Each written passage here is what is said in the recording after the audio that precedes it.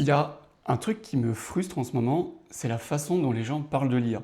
Cette idée que l'IA va remplacer les humains et que les entreprises qui ne licencient pas pour mettre des agents IA à la place font une erreur, prennent du retard. On a vu des armées de Mac mini dans des étagères et dans des racks pour mettre OpenClaw dessus.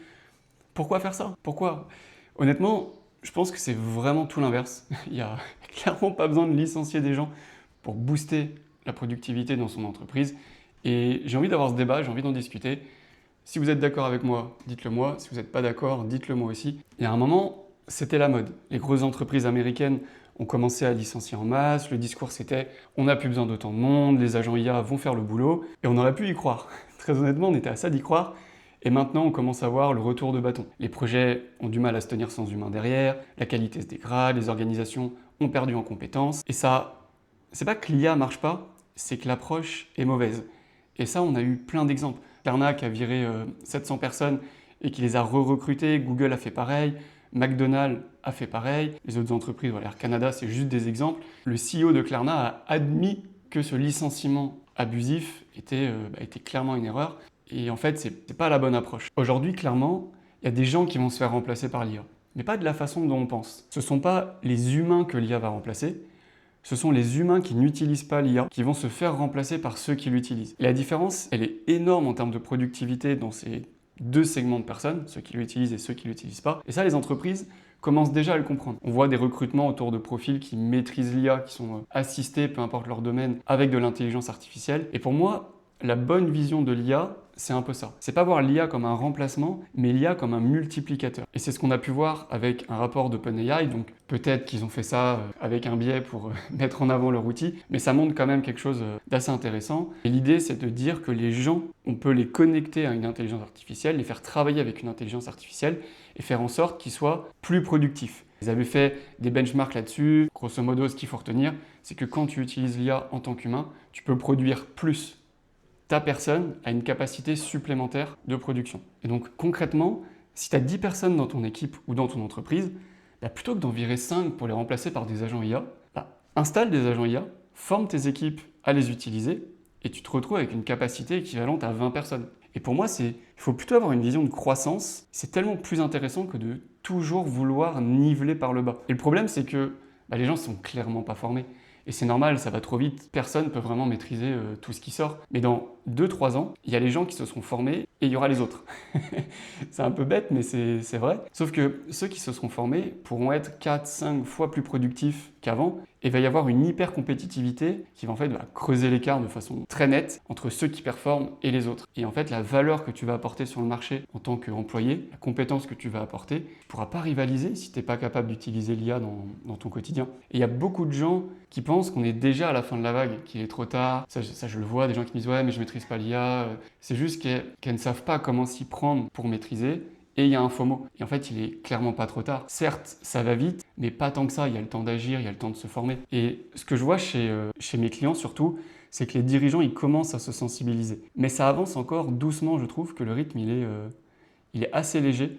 On sent un peu une petite panique, ça reste légère, mais ça commence. Et ils ont encore du mal à voir ce que l'IA peut apporter. Parce que quand on pense à l'IA, on pense tout de suite au développement, le vibe coding.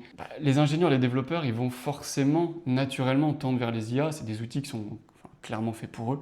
On oublie toute la partie compta, vente, même la direction, donner des dashboards visuels, analyser de la data. Toute cette partie-là, elle est abandonnée. Et ce n'est pas forcément des exemples qui sont mis en avant. Et c'est là où c'est difficile de se projeter. Et donc dans les entreprises, on a les développeurs qui intègrent déjà l'IA dans leur workflow, dans leur travail. Mais souvent dans les autres équipes, il y a un gros frein à l'utilisation de l'IA. De un, parce que les gens pensent qu'ils n'en ont pas besoin.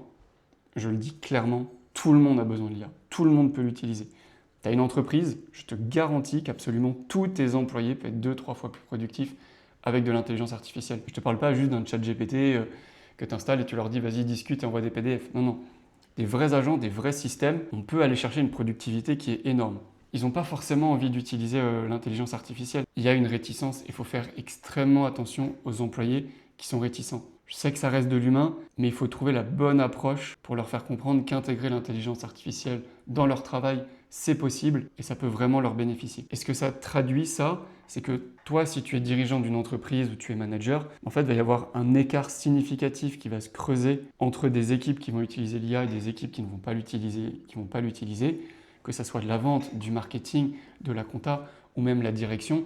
Et si toi, tu ne le fais pas dans ton entreprise ou tu n'intègres pas l'intelligence artificielle, tu ne formes pas les gens à l'intelligence artificielle dans ton entreprise, bah peut-être que ton concurrent, il le fera. Et c'est un peu une course, c'est triste à dire, mais c'est un peu une course, c'est pas forcément à qui intégrera l'IA dans son entreprise. Ça, tout le monde le fait, tout le monde prend un abonnement de ChatGPT et ils disent qu'ils ont des agents IA en interne. Bref.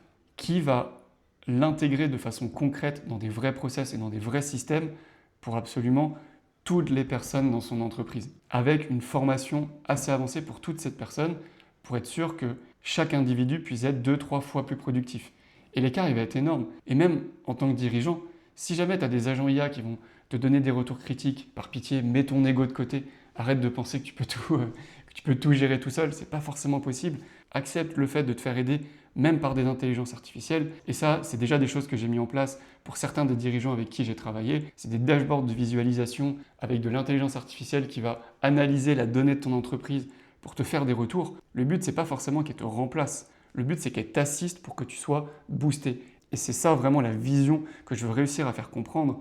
C'est que le but, c'est pas de remplacer, c'est de booster. L'IA, elle est là pour nous booster. Et il faut réussir à prendre cet avantage, il faut réussir à instaurer cet avantage-là sur chacun des employés d'une entreprise. Le but, c'est d'augmenter sa capacité de production. C'est pas forcément de niveler par le bas et de réduire les coûts au maximum. Je sais que ça vend du rêve un peu pour les dirigeants d'entreprise de couper les coûts, augmenter les marges, etc.